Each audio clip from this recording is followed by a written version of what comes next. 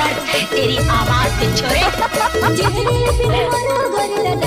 ओए माँ, এই চিঠি দিনই পড়বে।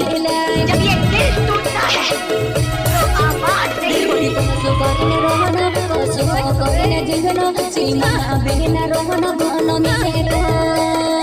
कहाँ से ढूंढकर लाते हो तुम ये सब?